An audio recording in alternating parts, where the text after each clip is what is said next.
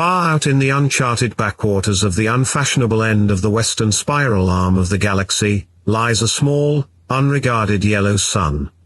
Orbiting this, at a distance of roughly 92 million miles, is an utterly insignificant little blue-green planet, whose ape-descended life forms are so amazingly primitive, that they still think Aluran combos are a pretty neat idea.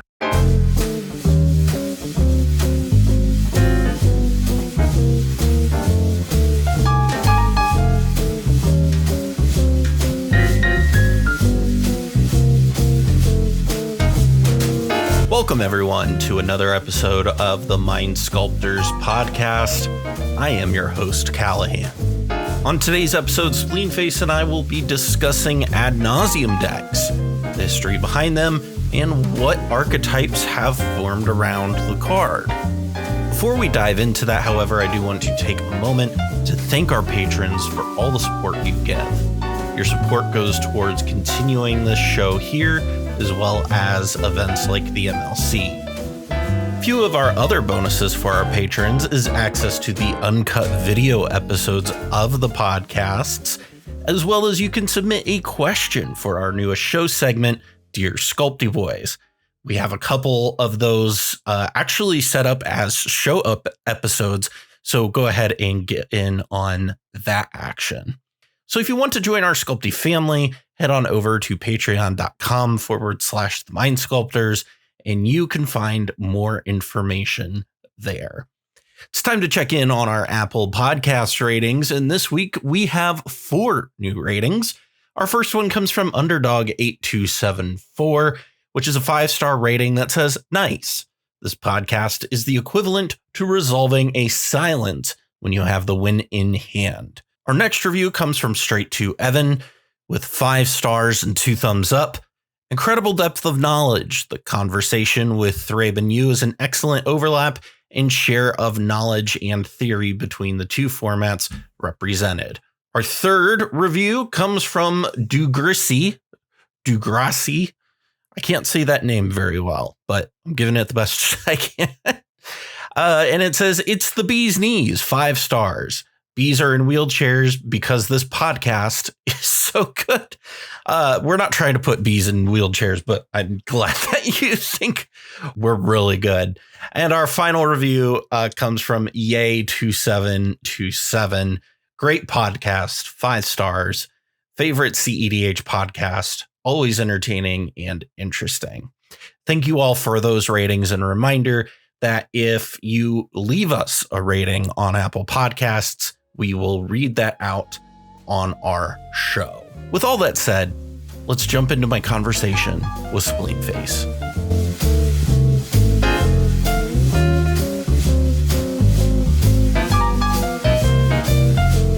It's interesting. A lot of the knowledge was available sort of 5 years ago, or a few years ago, but it's definitely as cEDH sort of exploded over 2020, I guess I would say. It's just there's so much more stuff now that it's harder to sift through and find. Well, and MTG Salvation going down was also a huge. Yeah. I remember because I read the original Bryant's Pile of Broken thread 3 or 4 years ago, and now it's gone. I even found the link and tracked it down, and it was oh, this is just dead. But certainly from the beginning, Naus was a big thing. I did sort of a deep dive on, or maybe a medium dive on history. So Bryant's Pile of Broken was, I think, 2008, and that was a Drell deck that looks today we would describe it as mid-range. Okay. But at the time it was definitely it wouldn't have been mid-range. The format was just so much slower. Right. And it was on Naus and Necro, but it was also on a bunch of really chunky stuff Mind Over Matter. I want to say Tidespout Tyrant. And you were typically trying to kill with literal tendrils. Okay. So it was definitely a storm deck. And then as through through 2010, 2009, 2010, there were a bunch of things printed that made Hermit Druid good. You could win without it being the actual worst. Primarily Necrotic Ooze was big. in Scar's block, and then Labman plus Angel of Glory's Rise, sort of. So I remember like when I first started playing Magic, which I guess would have been in 2012, everyone sort of like, no one I knew played it or had even like had someone play it against it, but it was just like one of those things that everyone said that like 5-color Hermit Druid, Sign of the Ur-Dragon Hermit Druid is the best deck. Yeah. And I believe those decks typically were on Naus, though obviously not as like a primary plan. Their primary plan was Hermit Druid. So when we think about Naus, you know, you brought up Bryant's Pile of Broken. Man, you brought that up, and like the storm connotation that deck has. And even though by today's standards, you would look at that and be like, it's a mid-range deck. Maybe you disagree with this, but I would say in today's world, and I think this has been kind of consistent, at least in my experience with cEDH, is that Naus generally has been associated with like going fast in like a storm game plan.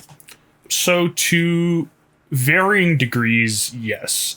Obviously, like it has been a perennial inclusion in fast decks, but there were definitely slower, like you wouldn't necessarily call them like a control deck, but certainly much more mid-rangey decks that played Naus. One of the things that's like, and we'll sort of get into this later, it's important to keep in mind is that like winning from a main phase Naus with like low mana hasn't always been particularly easy. And so there was a time when decks were primarily looking to end step Naus. And I think when you're primarily looking to end step Naus, that you can sort of lean into that, and it enables you to like to just play a slower deck, play a slightly chunkier curve, and understand that, you know, well, like nowadays you might think, oh, this Naus is going to draw me like 30-ish cards, including lands, and I'm going to try and win from 1 or 2 mana. You'd go like, cool, my Naus is going to draw me 15 to 20 cards, and I'm just going to win with 5 or 6 mana when I untap. And so it hasn't always, there hasn't always been the same reward for trying to turbo out a Naus. Right. So it's kind of interesting as we head over into like, that kind of brings us to, I guess, modern times, if you want to call it that. I think it's like, there's like 3 main types of Naus decks in the Turbo Naus shell, in the mid-range Ad Naus or the man decks, and farm decks. And, you know, obviously, I feel like Turbo Naus is kind of self-explanatory, but for the people who need it, need it spelled out for them, Morgan, how would you define a Turbo Naus deck? So I would say that a Turbo Naus deck is a deck that is focused around typically resolving an Ad Nauseam or some other big payoff spell as soon as possible.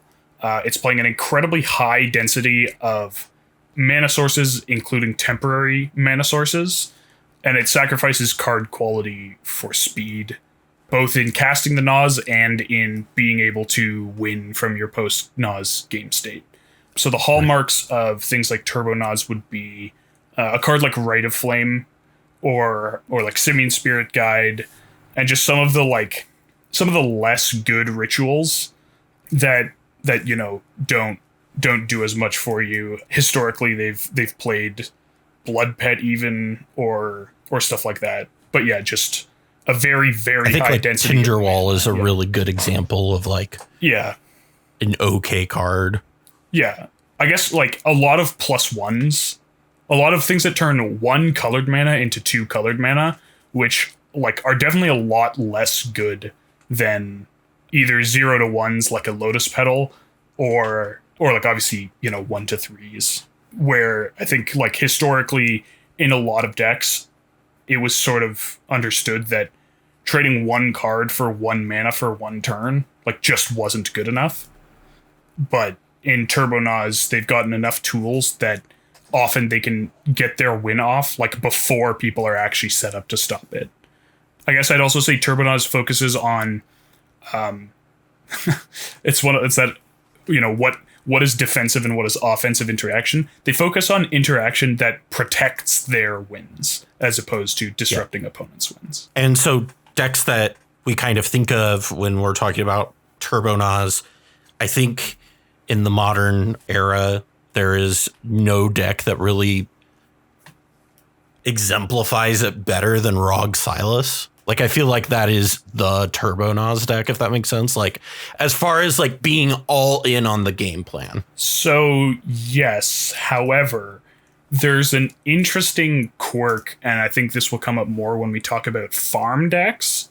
There's an interesting sort of quirk where Rograk Silas like fits a lot of the bills that you're looking for farm, but like critically misses on others. So I think like it could be argued to classify it as farm or like semi-farm, and it really depends on sort of how stringent you want to be with your definition of farm. But we say more on that when we get to farm, obviously. Right. So when we look at, you know, the other side of the coin, we go from going really fast to grinding as much as humanly possible with the mid-range Ad Nauseam decks, which we will be referring to as man from now on.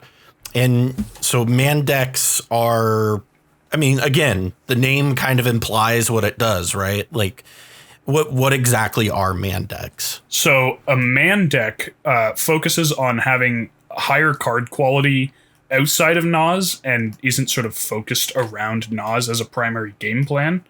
So you'd be playing typically a slightly higher curve and a lower density of mana. You'd splash a bit more CMC for like big impactful hate bears. Like the original man decks were playing Alms Collector even. But like we might not go that far today, but you know, you'd definitely be looking to play things like your Op Agents, your Notion Thieves, maybe some more like controlling cards. Counterbalance is one that's like seen a decent amount of play more recently as like sort of a flexible, you know, you just sort of slam it and it's particularly rough trying to breach combo through it. And then, yeah, so you're playing a lower density of rocks, and you're just kind of using Ad Naus as like a big draw spell. Sometimes you just end step it, and that wins you the game. Like you just draw 15 cards, and you're like, cool, I'll Neoform this dork into Thoracle and cast Consult or Tainted Pact or whatever. But also you're fine just using it to sort of gas up and playing sort of a much higher card quality game. Typically some form of card advantage in the command zone. And like you might even play some beefier cards like a Wandering Archaic or Seedborn Muse if you're, you know, playing Thrasios, things like that. And then one of the decks that maybe everybody, not everybody will, they existed for a little while, kind of went away, and then I think one technically exists now, which is He-Man, which I had to play against all the time because Phoenix played it a lot and Snacks played it a lot. And so I did not see this deck for a very long period of time. But it's Humility, Effective, Mid-Range Ad Nauseam. And so, you know, again, what's kind of the gist with the He-Man build here? So Humility has been sort of a holy grail in cEDH for a very long time. Yeah. Decks that can actually support it are very thin on the ground, but it's like it's been incredibly powerful against pretty much all of the premier win cons that we've seen, right? Like it stops Dockside, it stops Thoracle, it stopped Labman back in the day, Hermit Druid, Hulk, Razaketh. Like it stops almost everything. But obviously you have to, I mean, until the printing of Planeswalkers as commanders, you sort of had to acknowledge that you didn't have a commander, which meant that if you didn't have your Humility, you were just kind of playing at a disadvantage. So there have been various attempts to sort of play it and accepting some amount of sort of internal inconsistency or internal tension in, like, obviously when you're playing Tymna, like slamming Humility can just be really, really sad. Like right. You play your Tymna and you're like, cool, I'll draw extra cards. And then you're like, and then I'll play this hate piece that shuts off my own value engine. Nice. And yeah, so basically it was just people wanted to play Humility, and He-Man is a funny name, so they added effective so they could call it He-Man. So, like, today, I think Tevish Ishai is probably the only thing that would resemble that, given, you know, it is a mid-range Ad Naus list. It can play through Humility. It plays Humility. Fun things with both of your commanders. One of them isn't a creature. The other one gets a bunch of counters that don't go away when Humility comes out. It's definitely a deck that plays through Humility a lot better than previous attempts had, because like previous attempts were, like you said, like Tymna based decks. A lot of times I felt like I saw it with like Tymna Thrasios, and that always felt like a just giant non-bow. Yeah, the printing of Tevesh definitely like breathed some life into that idea, because you just have such a powerful game plan through Humility. So, and I bring that up mostly just because of the fact that like I think that it fleshes out what we look at as and what we think of as Naus, because, you know, a lot of times we have this idea in our head of what Ad Naus decks are, and they've kind of taken on a lot of different shapes and have been tried in different shells. And I think He-Man's like a really good example of how Naus has manifested in a arguably Staxier way. I don't know that I would call it stacks, but I don't think I would call it a stack. But yeah, I have seen some stacks Naus builds. They're weird.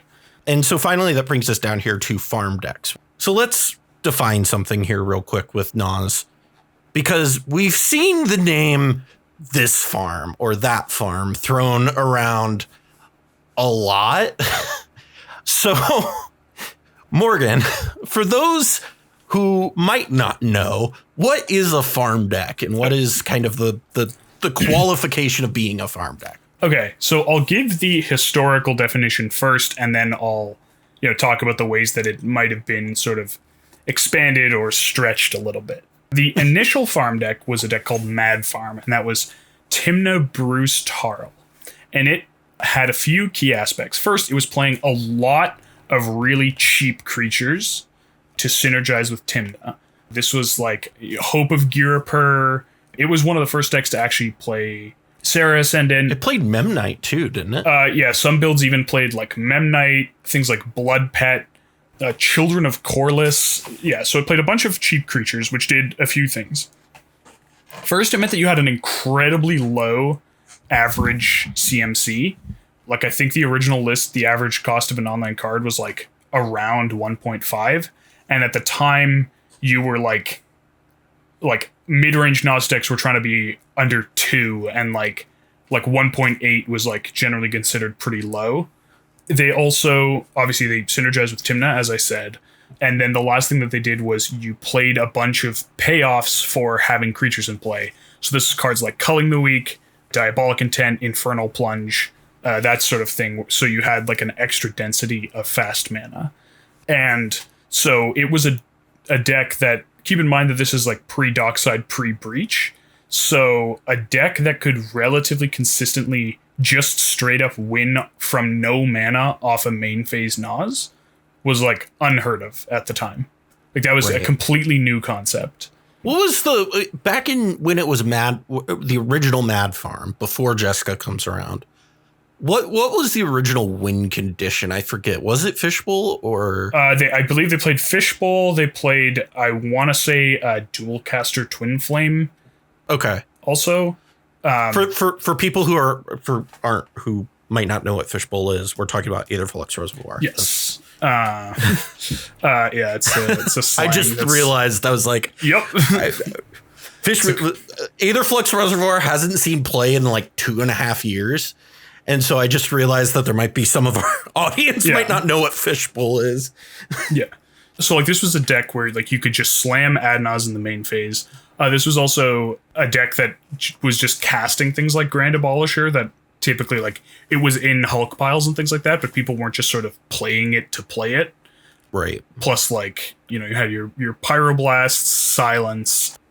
And then, so that was made by River May Cry. And then Leptis made Bad Farm, which is something of a joke, which was Tymna Ikra, which I think wound up playing Squirrelcraft at one point. Sorry. The other thing that Mad Farm played was it did like Schrodinger's cat stuff. It did Leonin Relic Warder Animate Dead shenanigans. That's right. I didn't set them up with Razaketh typically because you didn't want to play Razaketh because you're trying to keep that curve down. It didn't play World Gorger yet, right? Like that. I don't believe it had. I don't think so, no, because like it didn't have a payoff. I want to say there was a list that played. There were like a few different variants that played a few different win cons, and I think the main list itself like even swapped win cons over time. So the idea was you were playing a super low curve Tymna, a bunch of evasive dongers, and all in on Naus was the idea. Nowadays, the definition has sort of been stretched. So I have a meme of adding Culling the Weak to a Naus deck. Is this farm? Because like, you know, how much sort of payoff for that is needed has sort of shifted over time.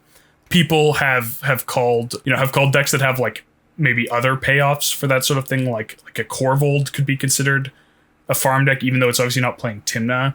And this was why I said that like Rograk was in a weird spot, because obviously it's not playing Tymna, which I think if you were being like a purist, you would say you need like some sort of payoff for combat from your creatures. Oh, the other thing I forgot to mention was that the first two farm decks, Bruce and Ikra, both gained a lot of life. So often your plan was like to Naus from 50 to make it easier because, like, as I said, it was hard to win with Naus. Right. But yeah, so like you could consider like Corvold to be farm. Rograk is in a weird spot because like Rograk is your creature, or like the creature that you play to play all the creature payoff spells without having to put all the other creatures in your deck. Right, like so a Rograk deck is like, cool, well I can play Springleaf Drum, I could play Culling the Weak, Diabolic Intent, you know, like I just have sack fodder for these. And so I don't have to put like my Hope of Ghirapur and my Memnite and whatever in my deck, which is great. And like that is one of the things that is farm. So if you were really willing to stretch the definition, you might consider Rograk Turbo Naus to be a farm deck. I personally don't. I would say I could stretch the definition, but only so far. Like I would say you probably need some sort of advantage in the command zone.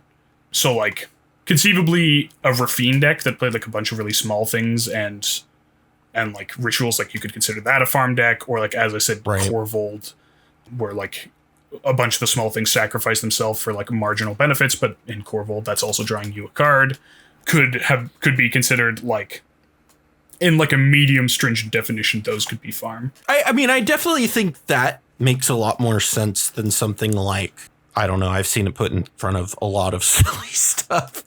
I think it makes a lot more sense than like Rog Silas does, you know, for sure. Yeah, it definitely sort of it ticks one box and then it like half ticks the other box rather than just not ticking it at all. Right. Funnily enough, probably the most common farm deck, I would say just straight up isn't a farm deck, and that's Blue Farm.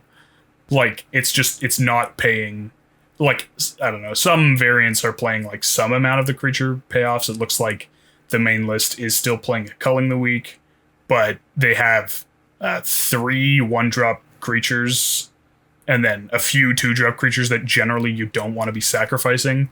So what would you call Blue Farm if you were going to give it an accurate name? I would say, like, depending on how you tech the build, it's either Turbo Naus or like I don't know, I think it straddles the line between Turbo Naus. Like maybe if you had a category that was just like regular Naus, where you were like Midrange Naus. Midrange Naus is specifically slow. Turbo Naus is specifically fast, and then everything else is just regular. It might sort of fit in medium there. Naus. It would like no. See, the problem is that medium means mid range. And that's right. We don't need to get into it on this, but mid range, like in a Thoracle world, mid range is meaningless. So, like, Thoracle has completely erased the boundary between like what is control and what is mid range, at least in those like high color decks. So, like, yeah, Blue Farm's sort of hard to classify. As is Cheese Rush, like the Thrasios Vile list that we made for the Nexus Super League, where we sort of went like, okay, we're gonna build like just up to turbo, but like we're gonna keep out the worst cards and like still try and maintain some decent level of card quality. Like I think we weren't playing like Rite of Flame, and we were still playing like Notion Thief and Op Agent, but we were still like and like Mana Dorks, but then we were playing Culling the Weak, and so like that. Basically, like when we were building it, we were sort of like, this is either like the fastest non-turbo deck or like the slowest turbo deck. And like I think actually Blue Farm falls into kind of a similar spot where it has like some of the hallmarks of being a turbo deck, but then it also has like a pretty solid mid-range plan just because Tymna and Crom are so absurd. So for me, when I think of farm, I always feel, maybe this is my own fucked up interpretation of it, but the way I look at farm decks is being like the middle ground between turbo Naus and mid-range Naus, where they can pivot into being one or the other depending on what the game is requiring, if that makes sense, because they play the high density of creatures, because they have the Tymna strategies.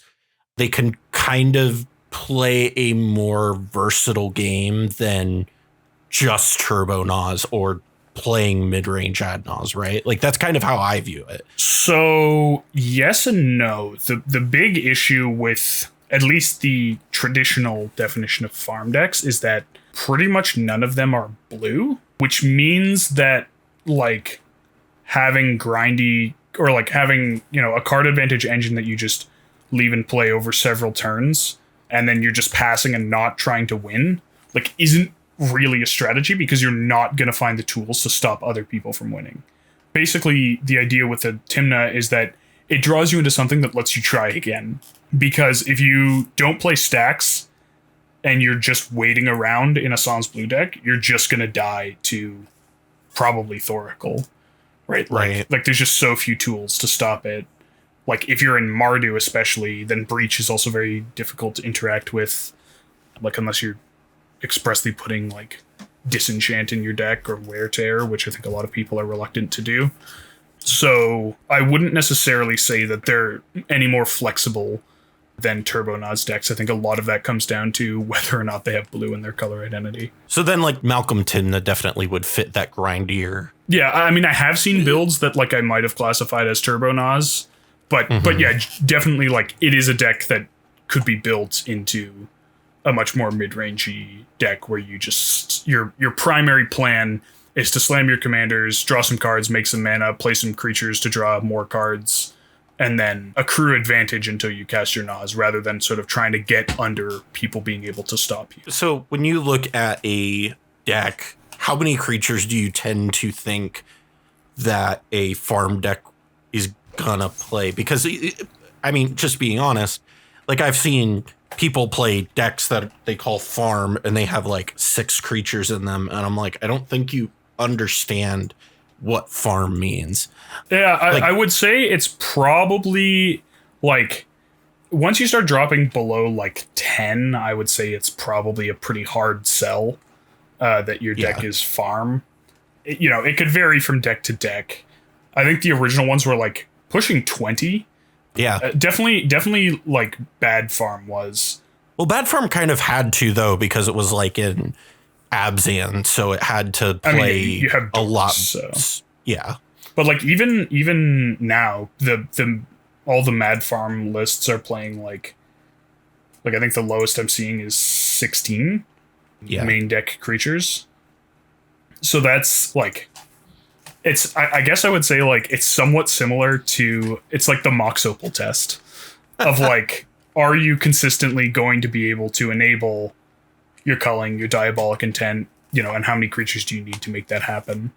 And I think the answer is often the same, where like, if you want to be able to do it consistently, then like probably around 16. If you're only trying to do it like after a Naus, then maybe more like 12 or 13 is okay.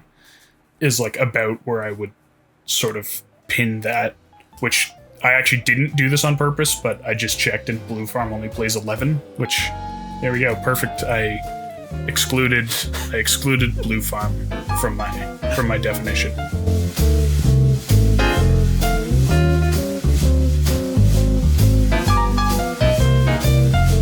Before we started recording, we were talking about kind of how, and we mentioned this a little, we kind of alluded to this a little bit at the beginning, is how some of the new stuff, namely Thassa's Oracle, Dockside, have kind of eroded the boundaries between these three archetypes. So the two cards you mentioned are Dockside and Thoracle. I think the third card that probably has to be mentioned in that category is Underworld Breach.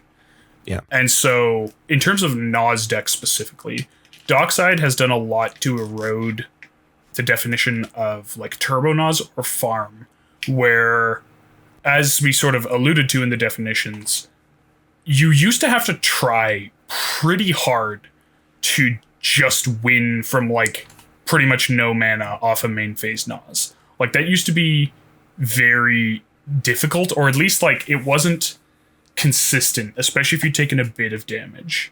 And so decks were built with that in mind, where either you were expecting to try and do it end step and then untap and have a bunch of mana, or you put in like a lot of things to really enable going off quickly. With the printing of Dockside, it became a lot easier to just win off a Naus, especially because Dockside turned some of the red rituals, like it not only does it make a bunch of mana, it also like fixes colors, which means playing a card like Simian Spirit Guide or Rite of Flame or Tinderwall is a lot better, in that you don't, like, it used to be that you would often find yourself in a place where, like, sure, you make your red off a Rite of Flame, and then it's like, cool, now what? Like, right. The problem that you see with colorless mana now, where like sometimes, you know, you have the Naus and then you're like, oh crap, I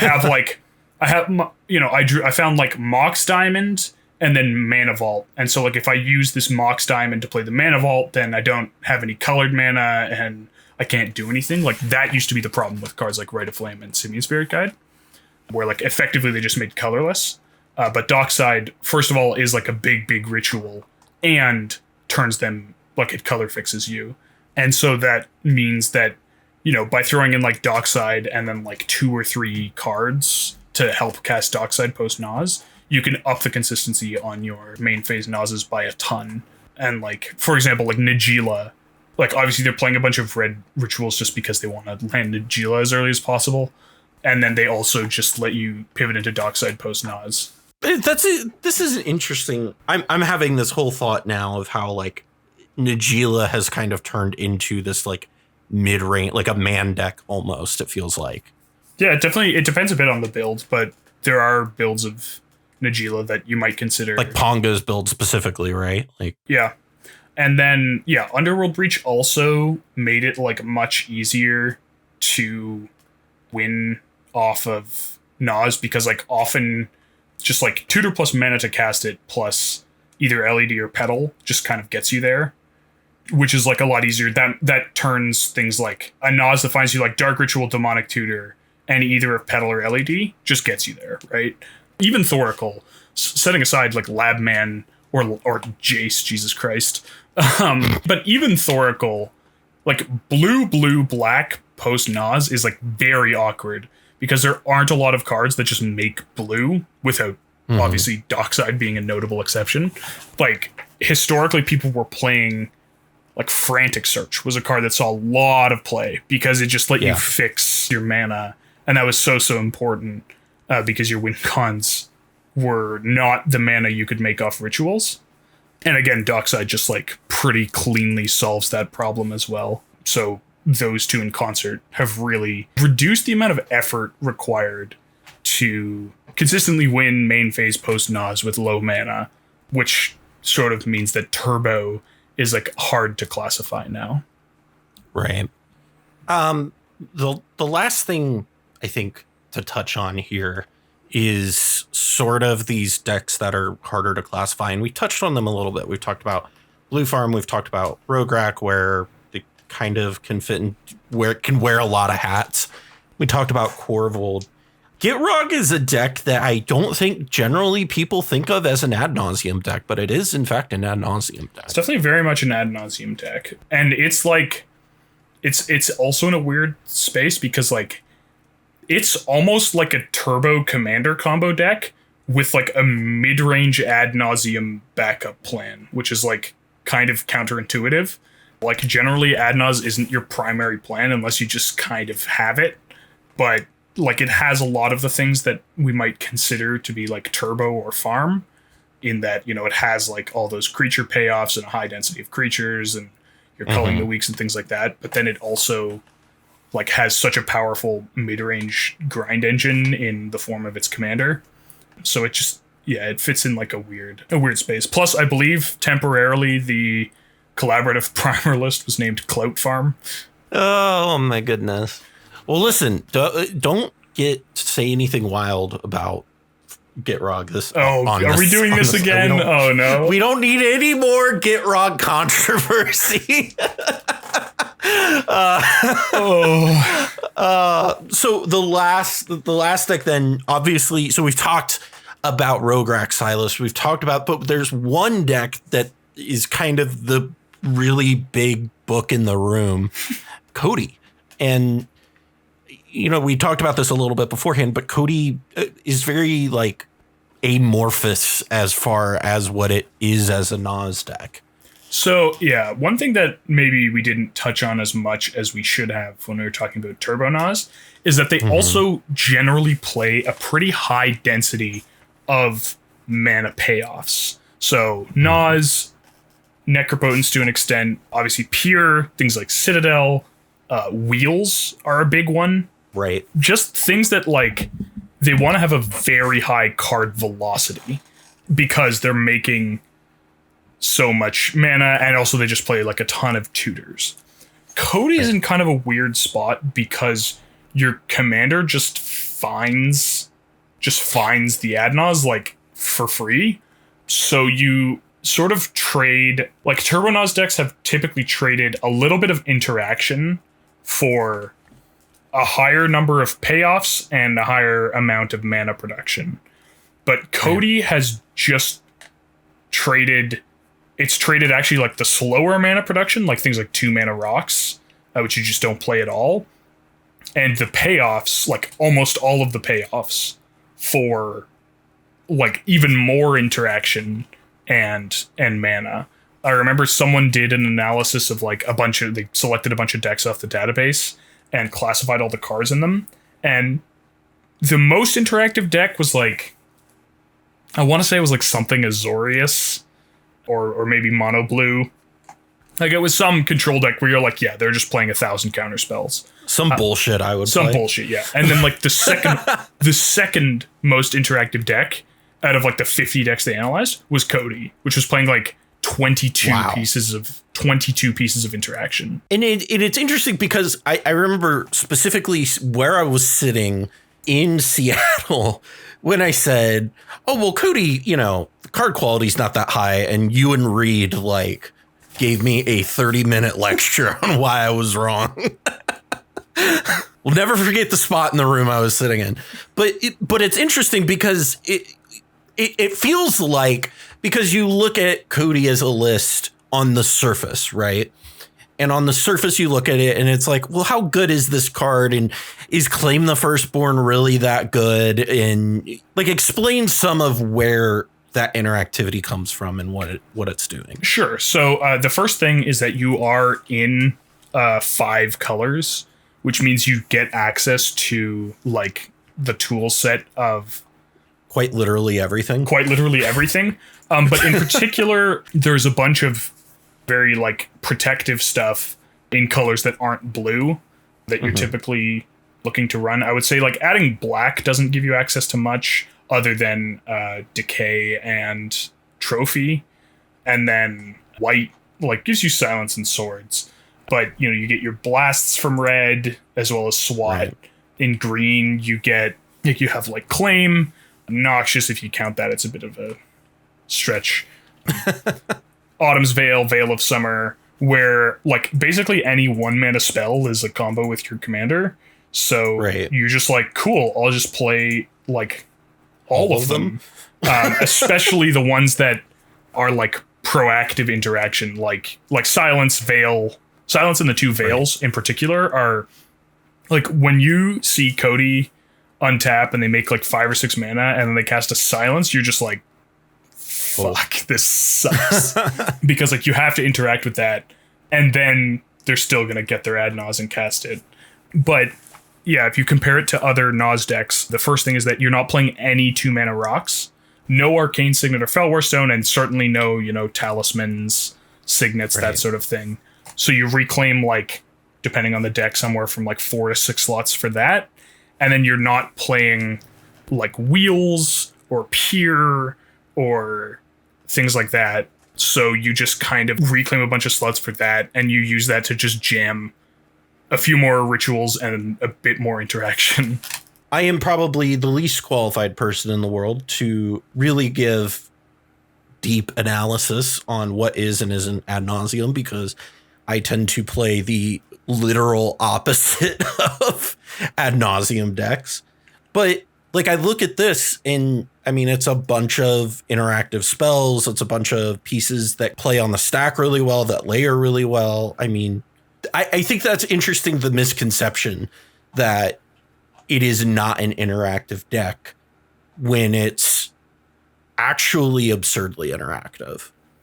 Yeah, there's definitely, I think, like, in a lot of the discussion around Codie, people sort of didn't quite understand what the value proposition was. Because, like, I'm pretty sure if you just goldfish them, like, Rog Silas should be faster on average, not by a lot, but, like, Codie gets, like, almost no turn 1s and not a ton of turn 2s.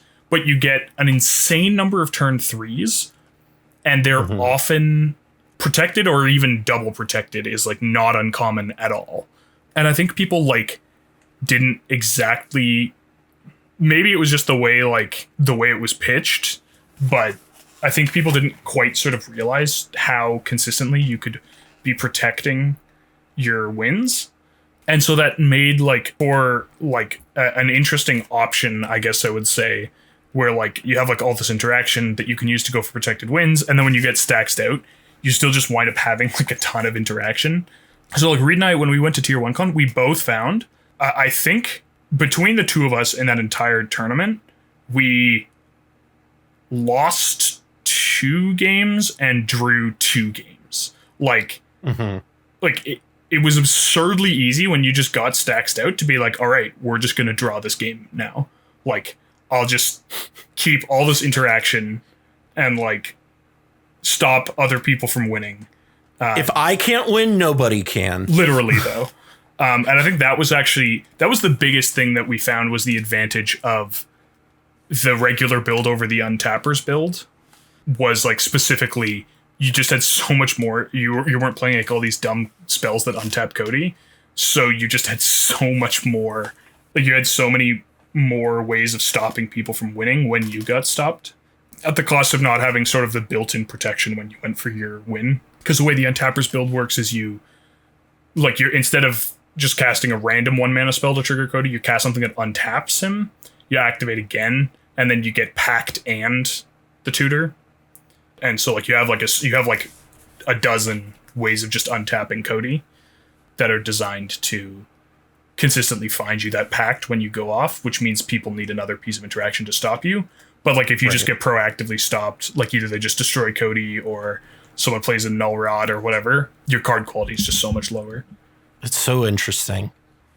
So all in all, when you're looking at, like, kind of to wrap things up, when you're looking at Ad Nauseam, like, what is the big takeaway for you from all of this conversation? Because, for me, this is all about, looking at these decks and trying to get an idea of how to play them better or to their fullest extent, if that makes sense, because of what is in the deck, how we classify them, and how that kind of informs your play. For you, what is your biggest takeaway of this like exercise of looking at them? I think it's like good to understand like having that understanding of your deck and sort of how its game plan is supposed to unfold, I think gives you a lot of it gives you a good baseline for like when you want to make changes or like sometimes even just abandon the deck. I see a lot of decks that people have sort of thrown together and they look a little bit like they're built by an AI, where like none of the cards in a deck are like strictly wrong, right? Like, like you wouldn't look at a deck and be like, oh, you know, it's like Grixis Naus, it's playing Counterbalance, like that can't be right. You wouldn't say that. But like, you know, you see a deck that has like a Counterbalance and maybe like a big, you know, you got like a Grim Hireling and I don't know, Wandering Archaic even, or like, I don't know. I mean, Sire of Insanity is, that one's like just kind of a meme, but but like, you know, you're playing stuff like that in the same list that you're also playing like Blood Pet and Skirk Prospector and Rite of Flame. And I think that you're like, there's a decent amount of like internal tension between the idea of I'm just gonna like slam out my win as fast as possible, often with like an early Naus, and the idea of like I'm gonna play a bunch of mid-rangey pieces that I can just kind of slam and carry me through the mid game. And so I think that like understanding exactly what your goal is, and I guess somewhat to a degree how that specifically relates to Ad Nauseam, gives you some tools for like maybe evaluating if you're sort of at that intersection of like the worst of both worlds. And like it is possible, you know, you can also try and get the best of both worlds. That was our goal with Cheese Rush. The Thrash Vile list was like, okay, we're gonna make this like as fast as we can without putting like literal garbage in our deck. But I think sometimes people put the literal garbage in their deck and then also put a bunch of stuff that like is not conducive to going fast at all. And so I think like having an understanding of exactly what you're trying to accomplish can help you sort of figure out, okay, is this actually like this card is good, but is it cohesive with my game plan? And then that can just help you improve your deck building.